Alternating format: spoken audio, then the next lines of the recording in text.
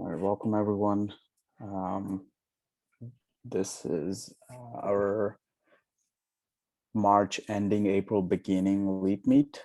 Um, and the main agenda for today is to go over TradeLog for March and see what we did right and what we need to improve on.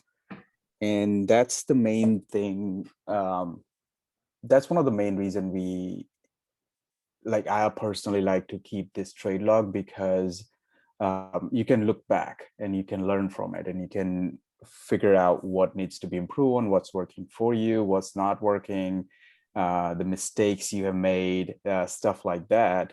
And this is the best place for you to just look over your trading log. So I encourage everybody who joins Option Plus to maintain something like that. It doesn't have to be exactly like this, but something like this will help you going forward. Like I've been doing it for years now, but something like this will help you just look back a little and figure out what's working and what's not working. And we also have template available. Like if you want to use exactly the same one that I have, my own trade log Excel sheet, then you can use it. It's available in the knowledge share, I believe. The template, you just copy it and you just start filling it out. Um, but I think that's it's in info channel. okay. That's the first link that we have shared. It's a Google Drive document. You can always download the document and you can go from there. If you want a permission, you can just request from that link, and we will immediately provide it to you. All right. So yeah, so that's you can get it from there and start working on it. All right. So and this month's trade log is rather interesting and actually more valuable because of the market condition that we have had. Very turbulent, very volatile in a sense that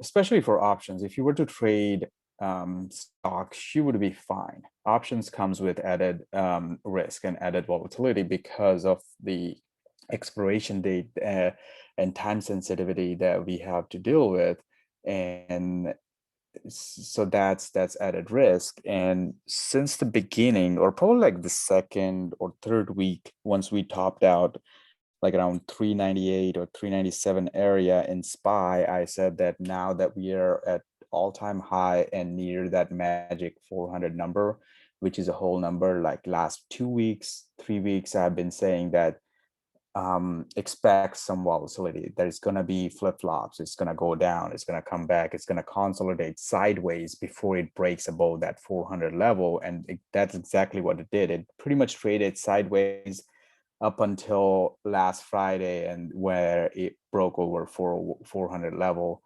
And as long as it's maintained that level, we could go up from here. But that's part of the market analysis. I don't want to go over that. The reason I mentioned it is because of that sideways consolidation. I saw it coming. I told you, everyone, like during the market analysis video, if you watched it, that's what I've been talking about pretty much for 3 weeks now. But I personally made mistake where I should have opened less position and I should have had stricter stop losses, which I didn't. But that's everybody makes mistake and you learn from it. But we're gonna go over all of the trades. So this is first week of March. Second week of March, we saw some what do you call it? Let me see if I can. Yeah, second week of March is where we saw a pullback, and then it came back up, and then it's traded sideways. So this is the first week we did everything good. Um, this is another one of my philosophy or my rule, whatever you want to call it. I like to take profit consistently, and anybody who has worked with me on one-on-one or who ask me how to become consistently profitable, I tell them the only way you're going to be consistently profitable is by taking profits early on and taking the risk off. And that's exactly what I do for anything. Like, for example, the shop trade, 132%, but I didn't wait until it reached 132%. I bought it at 11 and I sold my first lot at 14.16, probably 20-25%. And then I just let it run, and it went up to like 25.60. But that's what you want to do. If you want to be consistently profitable, you need to start taking profit early and fast. Like, you have to do it. Otherwise, if you wait for home runs, you wait for it to go 100% or 80%, it will hard for you to become consistent. And that's what one of the things I want to highlight. Like, any of my um, any of my entries and exit you see, and especially this one contract profit loss, the reason I have that thing over there is because to highlight that just by buying or selling one contract, you can still make good amount of money. So that's what I want you to focus on, because a lot of you are beginners. A lot of you just started this journey or just joined this room. Even if you're experienced and just joined this room, I strongly urge you to, like, at least for a couple of weeks, just get familiar with how this room works and how you should be trading. So don't go in with like 4 or 5 contracts or 3 contracts or whatever. Like, don't go all in. Buy one. I promise you, the money, the subscription that you paid us will, you can see, like, you buy this one and boom, you're out and you made the money back. Don't focus on money part, focus on being consistently profitable part. So just take one contract, even if you're experienced, and even if you have your own style, do that on the side. But if you're going to take the trades that we take in the option plus, I suggest you start slow. So buy one contract, enter it like 190, exit at 240, and boom, you made 600. Same thing with Netflix, enter at 5, exit at 6, another 100, and you're done for the day. You made the subscription card, now you chill for the rest of the month and you will still be fine. But that's the point I'm trying to highlight, is that you need to start slow and you need to get in, like, used to trading options before you just go in and buy a lot of options. So this was the first week, and this is the week where, like, end of February, beginning of March, where we saw that pullback where it was going down and everybody was like, oh, all hell break loose, it's a pullback, we're gonna go into bear market and whatnot. And I was buying. I was this is, if you can see it, like 2nd March, I opened 6 position. 3rd March, I opened 5, 6, 5, 4. Like, I was buying at that time, and I'm pretty sure, like, a lot of people here, like, at least some of you weren't here, but there were like, everybody was quiet when I was buying it, because it was like, it's a bear market, you should be buying put. And I'm like, no, I have seen this before. It's not a bear market, it's just a rotational correction. And I've seen it before, and I feel like this is the right time to buy and open more position, and that's what I did. And most of them worked out really nice. Like, all this worked out. The same here, few failures here and there, but most of them yielded pretty good returns. So that worked out. The one thing I can see from my trade log is I could have eliminated a lot of play, and then sold early, should have waited, because I entered at 480, went to 515, and I sold at 650. Some of the members in the room sold at like 8 or 9, and they made like really good profit on this call. And same thing here. another thing here, snow. Um,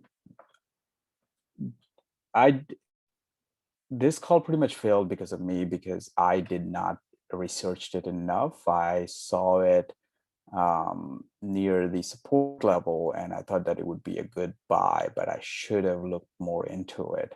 Um,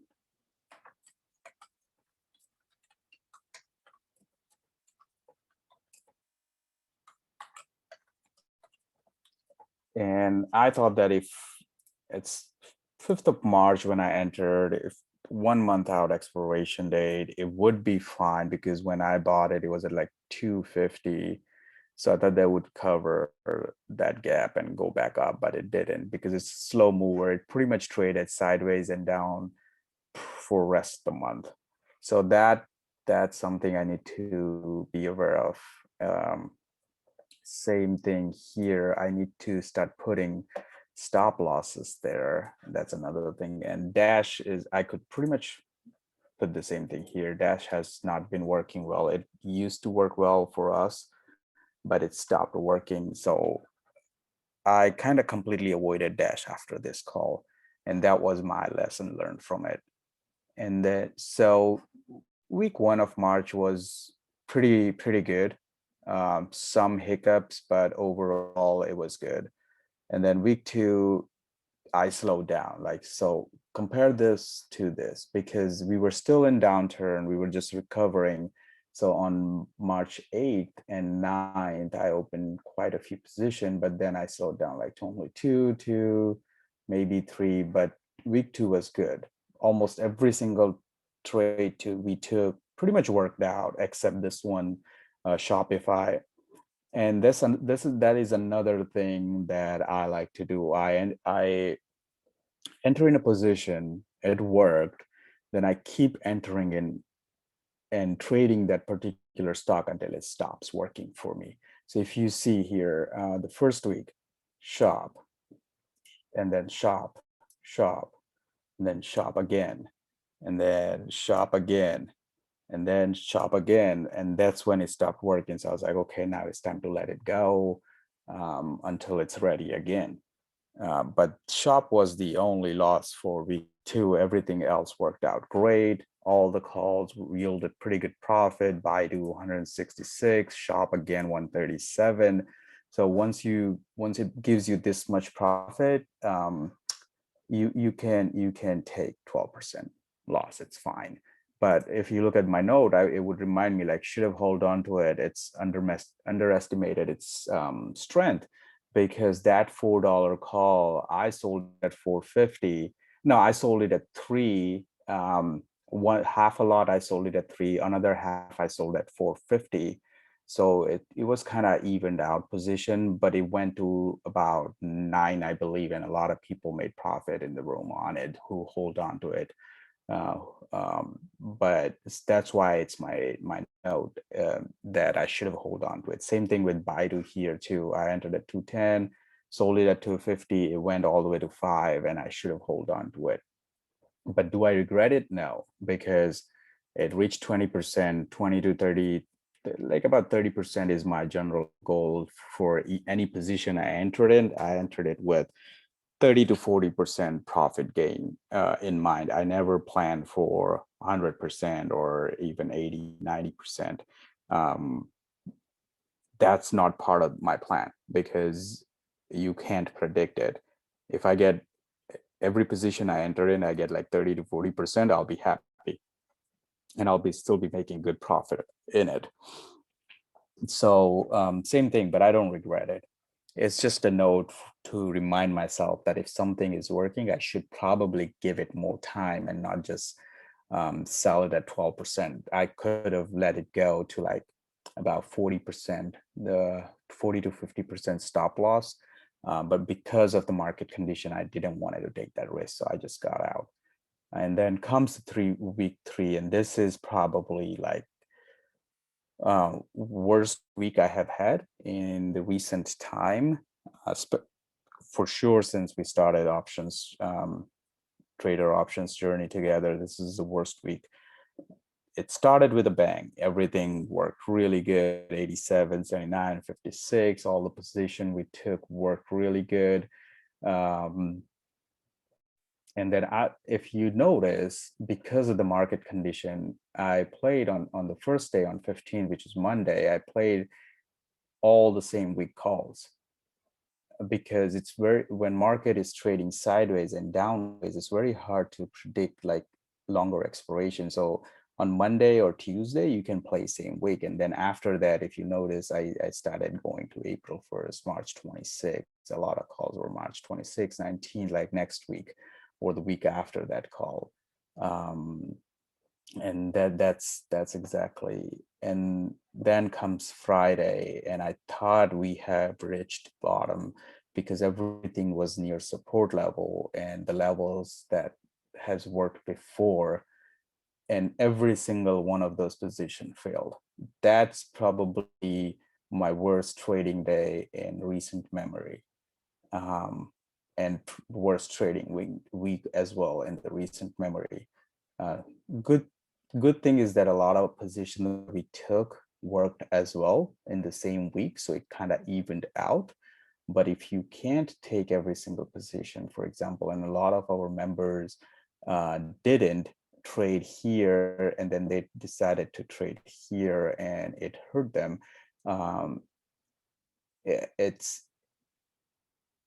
it was a tough week to trade and a tough day to trade specifically. I could have, in the hindsight, I could have avoided lotto play because of the market condition. But when I entered both of this position, I always put any lotto play or any play position that I think is risky. I put notes like this, where I said risky lotto play, small account should avoid this. And specifically that Amazon, it went to 10 before selling off and going to 0. And I was distracted with other positions, so I didn't sell it at that time. It's pretty much 20%. And I should have sold it. I didn't because I was distracted, and it cost me pretty much everything I put into that position. So that's to remind myself that if I'm going to be distracted, either don't open a new position, or if you do, just have stop losses in place. And that was another mistake on every single one of this position. I did not have any stop losses in place. But again, for me and for my account size, if a stock is if my position per contract is somewhere near $4 or less than that, I don't put stop losses. I'm completely okay with letting it go to 0. If it works out, it works out. But if your account size is smaller, then you have to have stop losses. It will save your account, guys. I am telling you, without stop losses, no matter how good you are, you will fail. You will blow up your account without stop losses. And I'm not saying that to scare you. I'm saying it because it's truth, and because I have been there, where I blew up my account when I first started it 3 times over. So learn from my experience and my mistakes. And that's my main goal here for all of you, to learn from my mistakes so you don't repeat those mistakes and lose money before you learn that lesson. Having stop losses will save your account. Write that down in front of your computer, wherever you seek to trade. Just write that down. I could have cut all of these losses to half if I were to have stop losses, but I didn't. For me and my account side, it was part of the plan. But for you who's trading with a smaller account size, you have to have that plan in place. But yes, given the market condition, I should not have played this lotto, and that would have pretty much saved me $1,000 right there. But I did. So I will, next time when something like this comes, I'm going to keep that in mind, and I'm going to avoid playing lottos. So that's my main reason from week 3. But all in all, it kind of like made up for itself again, because we had some good trades as well in the beginning of the week. And then comes week 4. And because of this debacle, I kind of knew that I have to be more careful with everything I open. So if you look at week 4, I started with caution, like, and this exactly you need to do. Like if you're wrong, if you're losing money, if you are um, on a losing streak, and mark my word, there will be time when no matter what you do, no matter how good you think you are, and no matter how hard you try and how careful you're being, there will be time where no matter what you do, you will fail. Like all you will see is red. And that's completely okay, because you will, I can bet $1,000 on it that you will not find one person, one successful trader who has made in this world without having that losing streak. So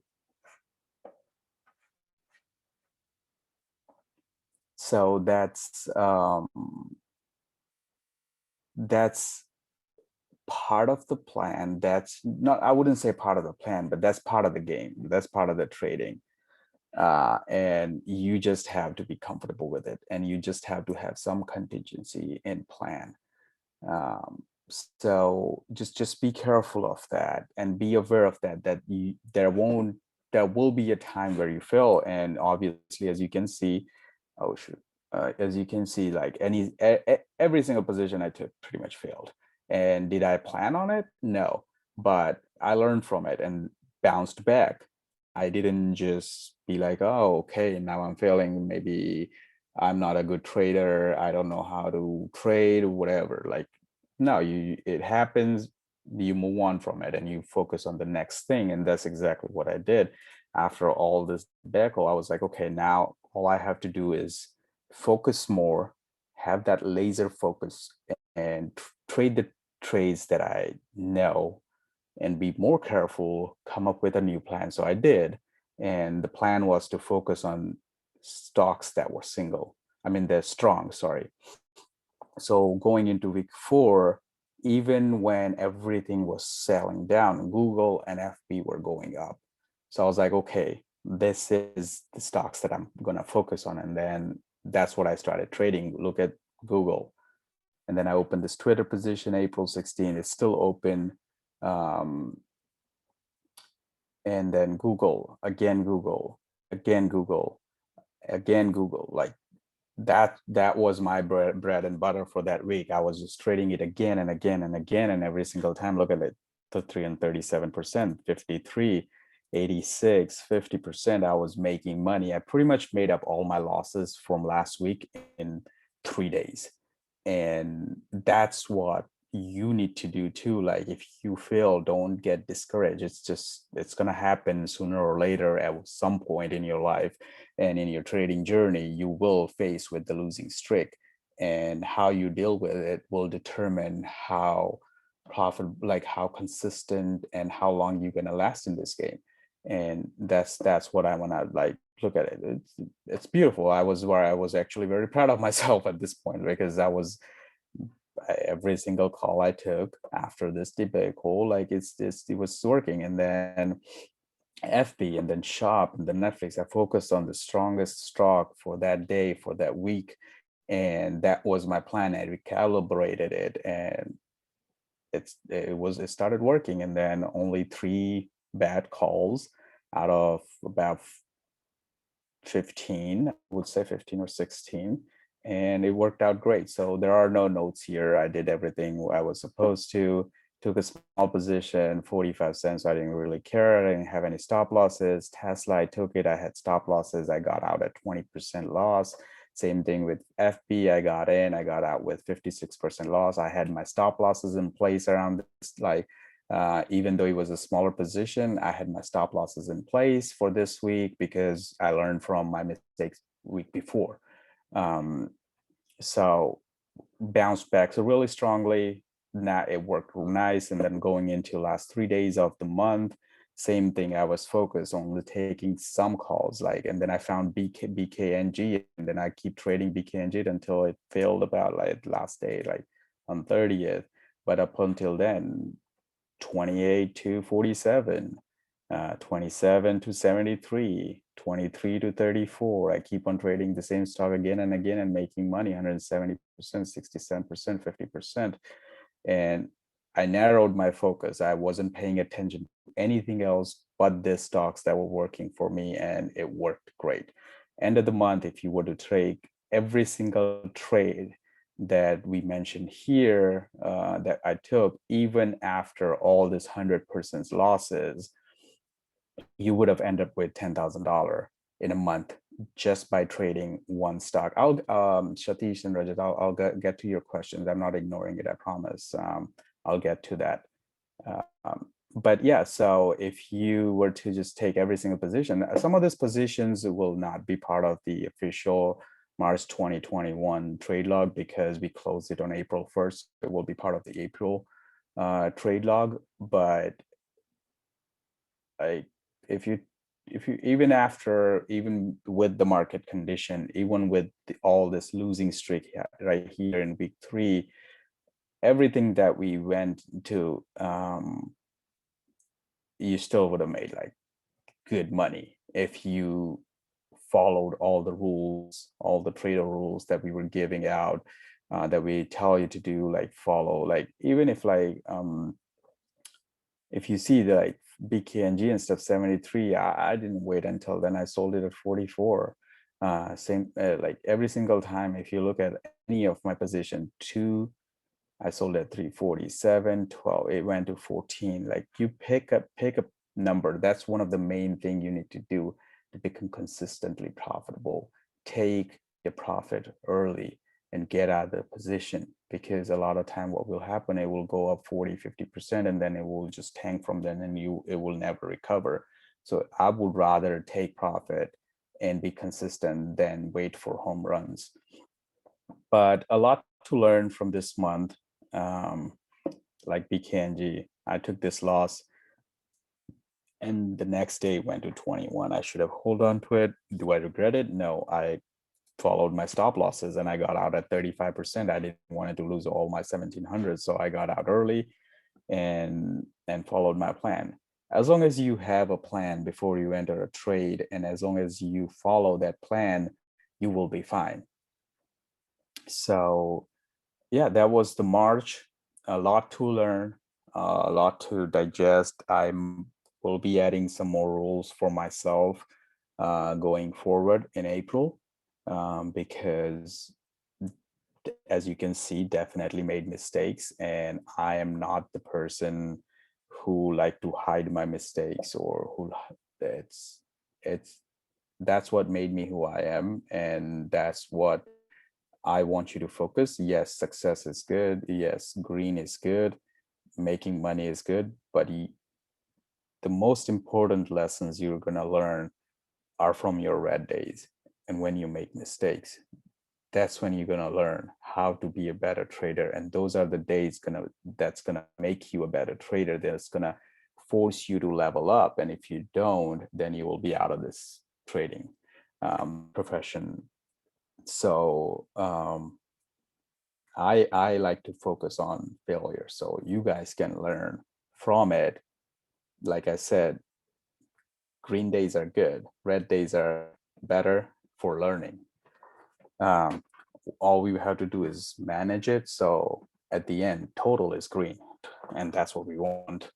When you total everything, it has to be green, and that's our focus. So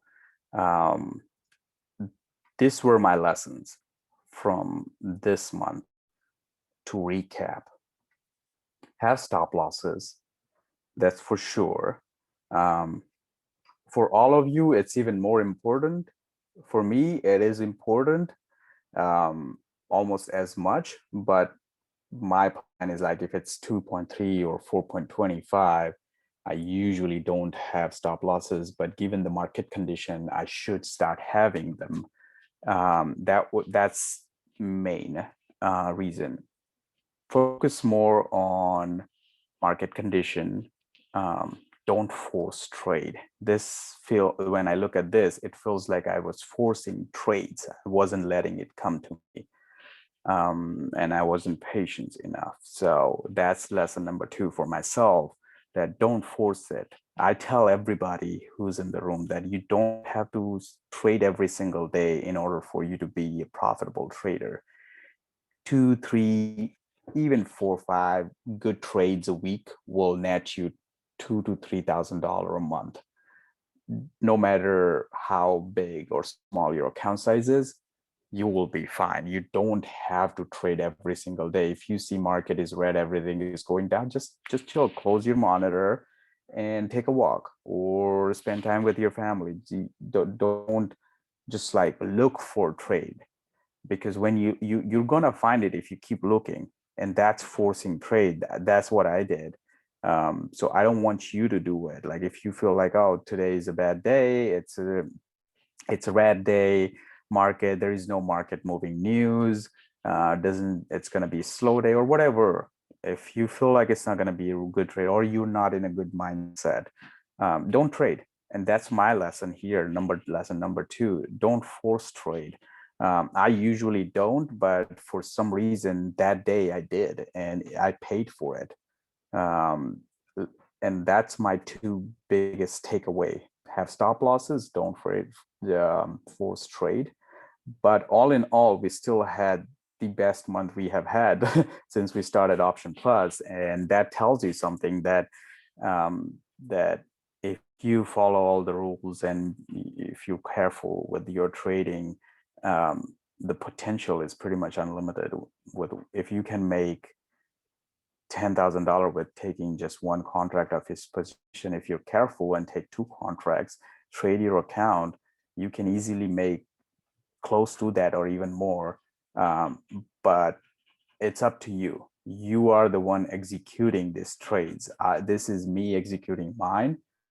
And in the end, it will come down to you executing your trades and you taking the risk and you following stop losses and you exiting for 30-40%. I can't make you do it. So the reason I go over TradeLog is 1, to go over my mistakes, and 2, so you can learn that everybody makes mistake, but you have to have plan when you enter it. And without plan, you won't last long. So focus on that. It's very, very important. But those are my main 2 takeaway from March. So yeah, and I'm looking forward to April. After this week 3, I upped my game. I became more, and I only had about 4 losses in 2 weeks, pretty much. So it's not about falling down; it's about getting up and moving forward. All right, I'm gonna go with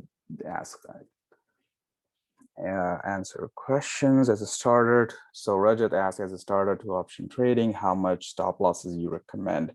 So usually when I first started, my rule of thumb was 50%.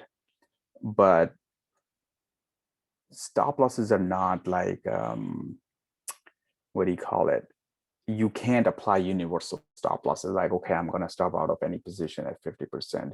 You have to trade your account. You have to know when to stop out of the position. For example, if you're, so I'll tell you 2 things here.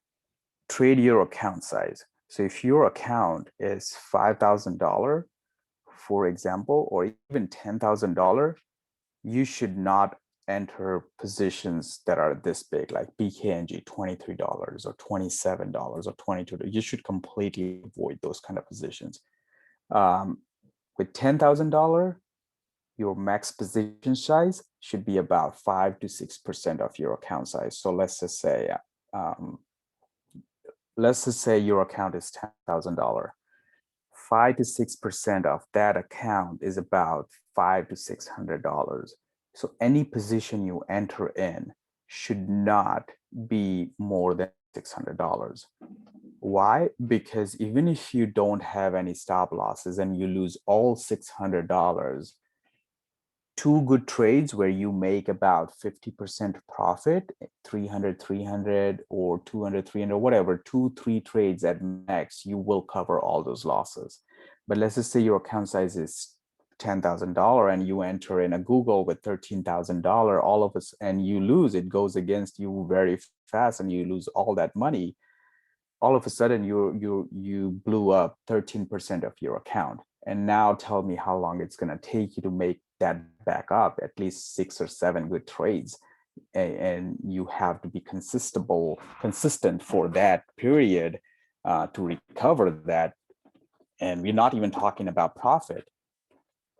So you have to trade your account. Don't be greedy. Like, even if, and I do this exercise with anybody who asks me, like, take this trade log, remove every position that's over $7, and you will see that you can still at least make about $3,000 to $4,000 easily. So trade your account. That's number one. So if your account is $3,000 or $5,000, your max position size should be maybe 500, and that's pushing it. So 5,500, that's 10% of your account. Yes, 5% will be too low for that. So you have to, so you have to be careful with your stop losses when your account is that small. So let's just say you took a position that's $5 and your account is 5,000. And what you want to do in that position is that you have to set your max loss size as well. Not just your max trade size, but max loss size. So even if you take $5 or $6 position with $5,000 account, you need to have your max max loss size in place too, that no matter what happened, I will not take more than $300, for example, which is fairly good for $5,000 account. More than $300 loss on any position. So even if you take $500 or $600 position on a $5,000 account, your stop losses are going to be at 50%, which is 300. If you take, you shouldn't, but just in case, let's just say for the sake of argument that you're on your $5,000 account, you took a $10, like $1,000 position, then your stop losses will be at 30%, not at 50%, because you will not exceed that $300 max loss. Even if you take $15 position, your stop losses are now going to be at $12, not at 50%, because you don't want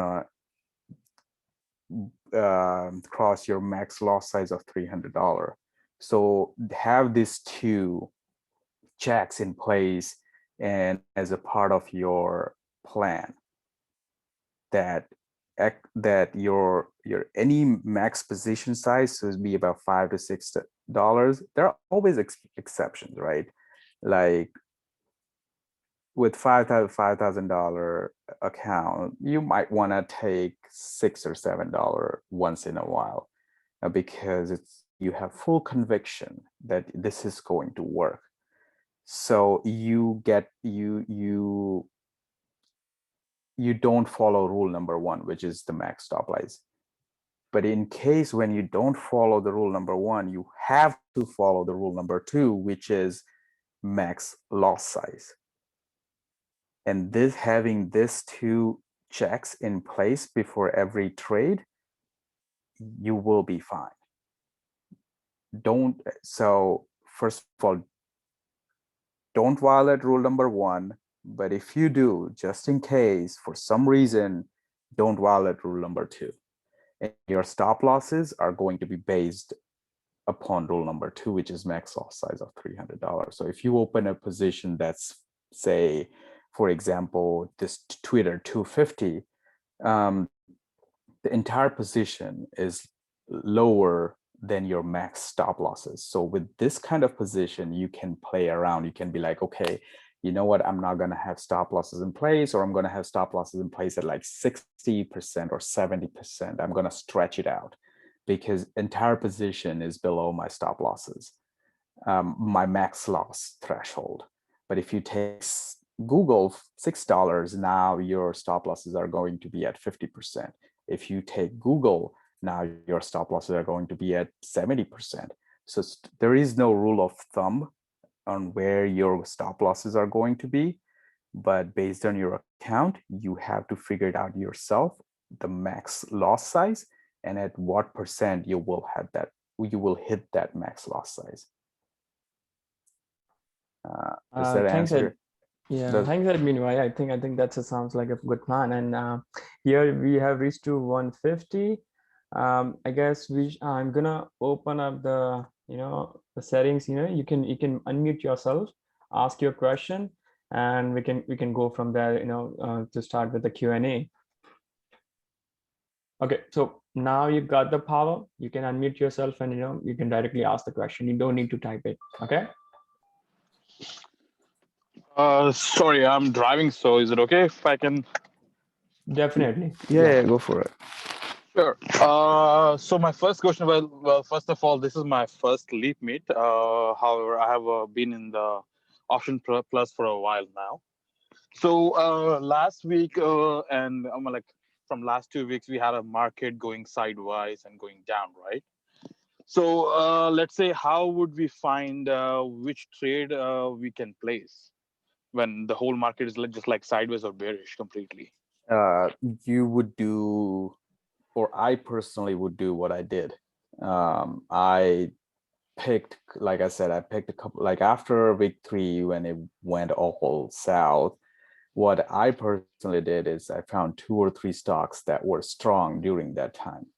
So forget, like, market is going sideways or market is going down. In that condition, you have to focus on which stocks are not giving in.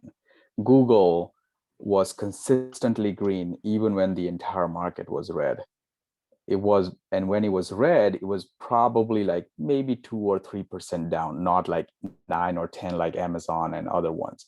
Google and FB were consistently strong. So if you look at week 4, that's all I traded pretty much first 3 days. And I consistently made money. Like, I was trading Google, and then Google and FB, and then Google again and FB, and I added Billy, and it worked too. But mainly I was trading Google and FB pretty much. So in those scenarios, what you want to do is you want to find stocks with relative strength.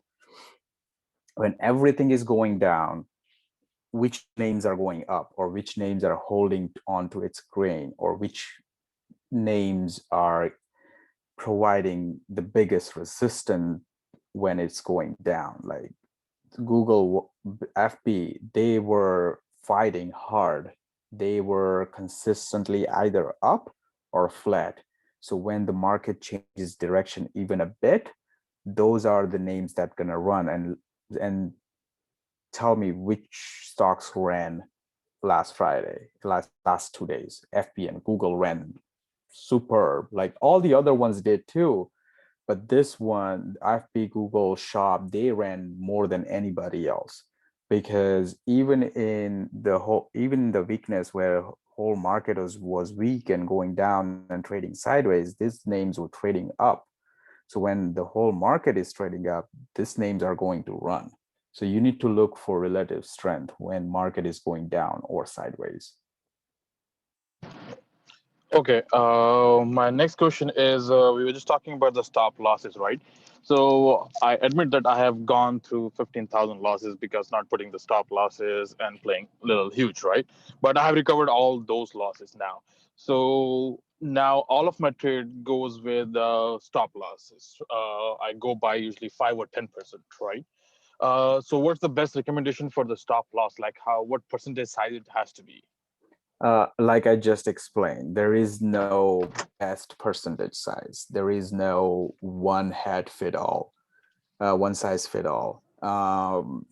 It depends on your position size. It depends on your max loss size, max position size. It depends on your conviction. So there is no rule of thumb that you can follow.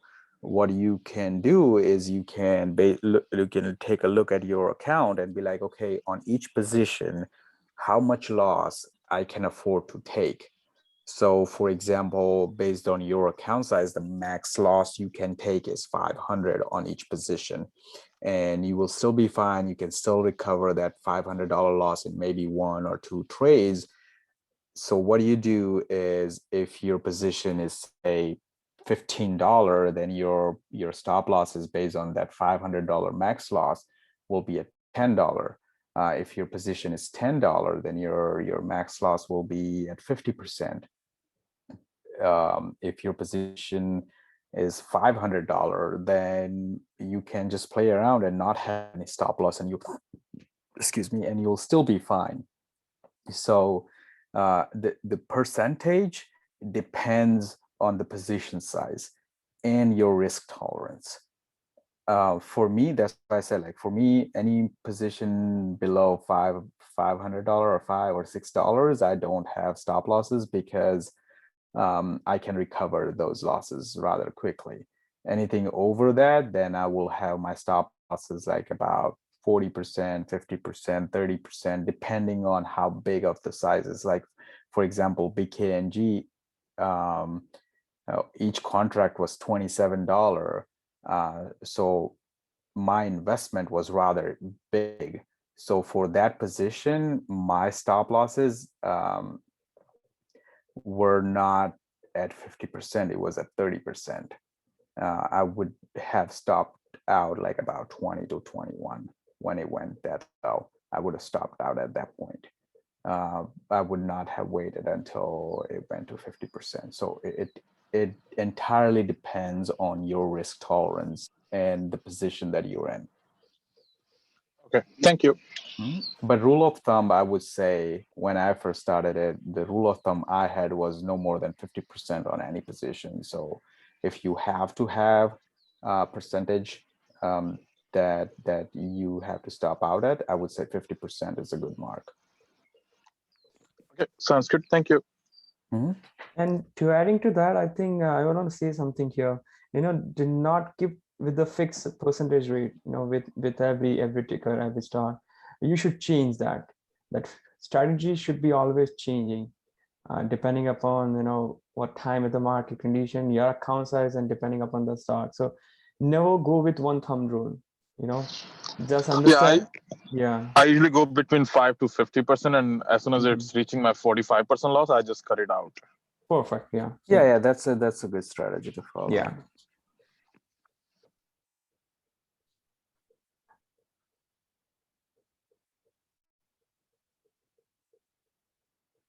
Any other questions? Yeah, hi guys, this is Rajat. Hi, Rajat. First of all, thank you very much for making me part of the family. So I think this session was quite useful to understand the basics about options and how you trade all the options. I know you have given a good thorough understanding on the stop losses, but the next question that I want to have is, on what basis you select your of the stock that you have are the tech stocks only? So do you recommend options to be only done for tech stocks, or there are other sectors also that also can be looked into for options trading? No, you can trade pretty much anything you want.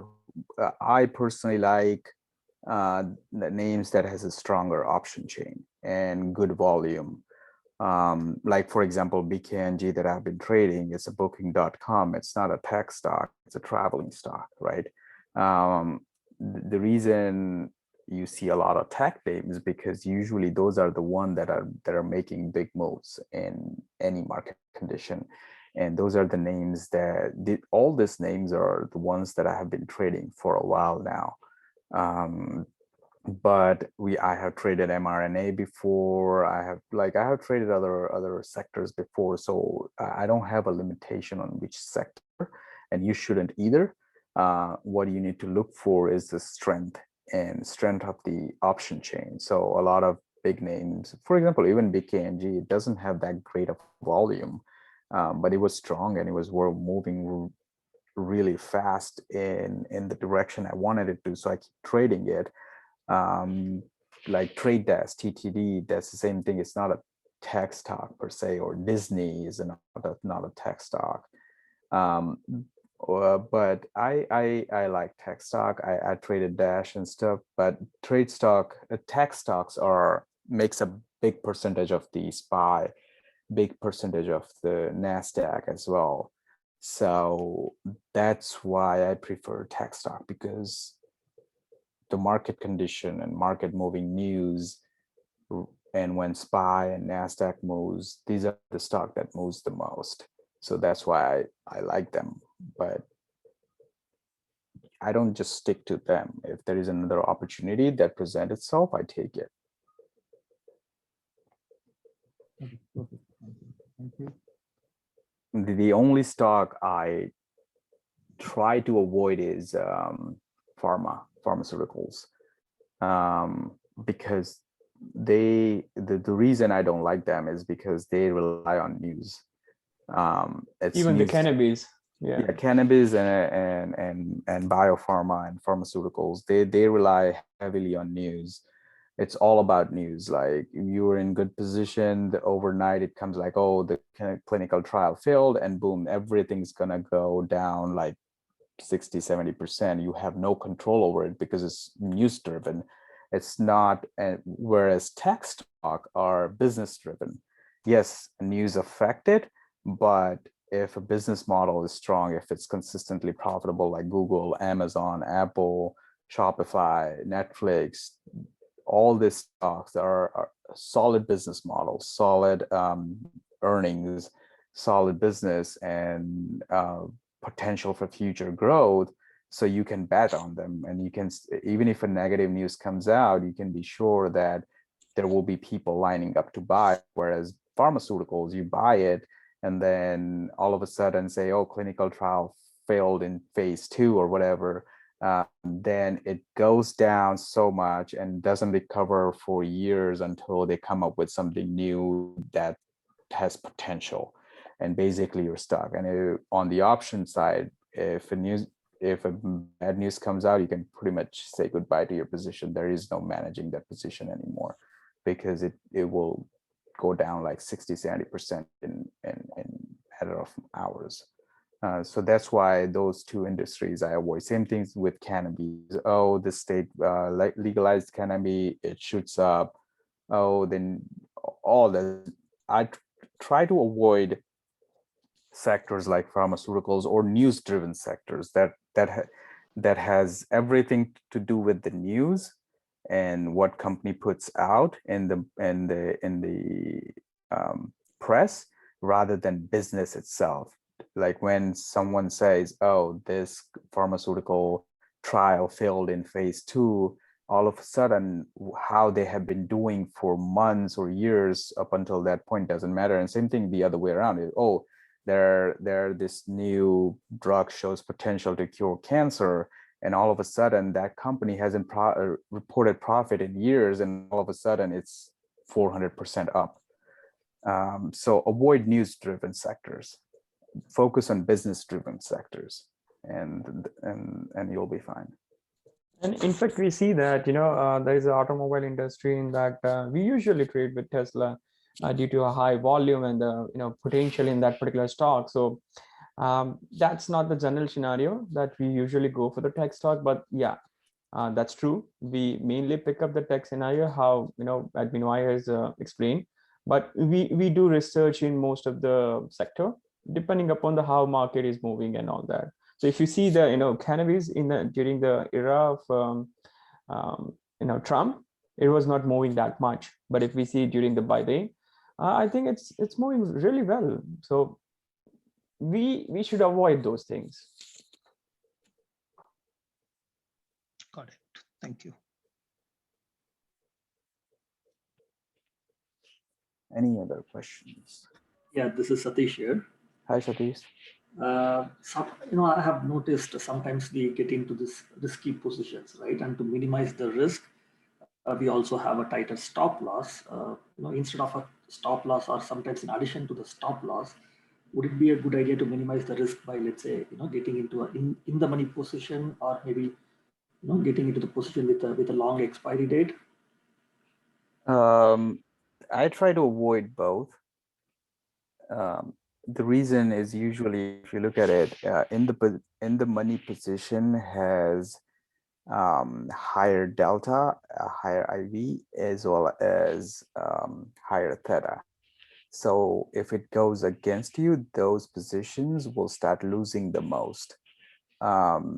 Longer expiration date is usually good, but not like month or 2 months out. Because if, let's just say, for example, I'll give you an example, like, where did it go? This Snow and Roku, right? I bought it on 305, April 1st was expiration date. The reason why it's not good is because if it trades sideways, even if it doesn't go down and doesn't lose value, you will be losing theta values a little each day. Like whatever it is, you will lose a little bit of your premium price that you paid every day, unless it make big moves. And also you have to worry about IV decay in that sense. So the shorter the time frame, the more control you have over the stocks, and the more control you have over your emotions as well. But let's just say I bought this Google at 305, March 12 expiration date. So when it went up, I sold it at the same day. And the shorter move will affect the closer expiration date more than it would the longer expiration date. The longer your expiration date, the slower moving your premiums will be. So you will have to wait a longer. The moves that the stock itself makes have to be larger. So, and if you buy something, say, closer to where the stock prices are right now, so like, let's just say a stock is trading at $300 and you try to buy um, June 1st calls for 305, not only it gonna cost you more, but now it will move slowly as well. So you have to find that sweet spot where it's not expiring, like, say, same day or next day. Those are lottos. And if your account is smaller, you will want to avoid that. But you have to find sweet spot between not too long of an expiration date and a strike price that's not in the money, but achievable if stock makes move. If stocks start making moves, then it's achievable. So if a Google is trading at 2030 or 2040, and if you buy 2100 calls, then you know Google usually move like about 50 to 60% dollars when it goes going. So 2100 is totally achievable. So you buy 2100 for next week. You don't buy 2300 for next week because it's almost impossible. So no matter how cheap your premiums are, it never gonna get to that point. So that strike price is almost impossible to achieve. But same thing, if you try to buy Google option in the money, you will be paying, instead of 60, 80 that I paid, you would be paying probably $40. So it gets more expensive if you try to buy in the money. I would rather buy something that will be in the money in a day or two based on my prediction. So I pay less and I can sell for a lot more. And the great example of that would be the Google call. It's not here, but in the like on Friday or on Thursday, we bought a Google call. Actually, is it here? Yeah, this one actually, right here. April 1st. I bought it on 24th, April 1st, so 2 weeks out expiration, 1 week out expiration date, 2100. At that time, stock was trading at about 2030. Was 2100 achievable in a week time frame? Yes. If Google's get moving, yes, it was achievable. If I were to try and buy 2020 in the money call, I would have paid about $20 or $30 instead of $4.80. So I'm risking more for shorter time frame. Now I choose April 1st because it's achievable in that time frame. Premium price is not that bad, 480, and it did exactly what I thought it would do and what I was betting my money on, and what the patterns and indicator were telling me. It got going and it made a $70 move on Thursday. It went from 2035 to about 2100, almost 2115, I think, somewhere around that. And the calls that I bought for 480 went all the way to 21. And that's where I sold it, and it went almost $30 after that. So you wanna find that sweet spot where it's not in the money, but it will be in the money, so you can buy low and sell high without risking too much. But if stock moves sideways for a few days, you won't lose a lot of theta values as well. So that finding that sweet spot is what going to make you money, rather than just buying something that's in the money, because when you buy in the money, it's very expensive, one, and it loses its value fast as well if a stock starts going against you. So if, let's just say, from 2030 stock drops to 2000, this 480 calls will go down to about 250 or $2, but the calls that you bought for $20 will drop to like 11 or 12.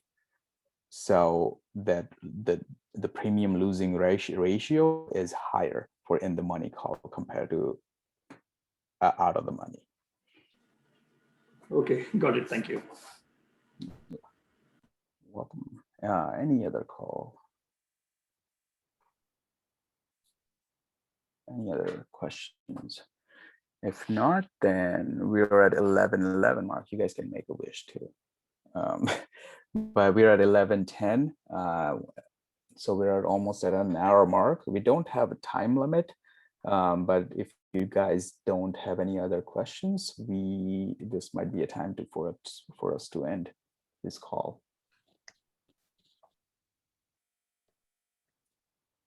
All right then. I think someone has a question. Oh, okay. BP?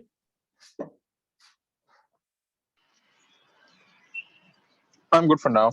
Okay, great. Okay, Fasad, Rajat, Satish. I just wanted to say thank you for the lovely session. Thank you. Wonderful. Thank you very much. Thank you. All right, guys. Thank you so much for attending. I hope it was helpful and you all learned something. And as always, you don't have to wait for this webinars or meetings for you to ask questions. I'm always available, a DM away. So if you have any questions, just drop me a direct message and I will be more than happy to help you out and answer your questions. So don't hesitate to ask me questions, okay? And I hope you all have a wonderful weekend. It's a long weekend, so hope you're all enjoying it. And I will see you all on Monday.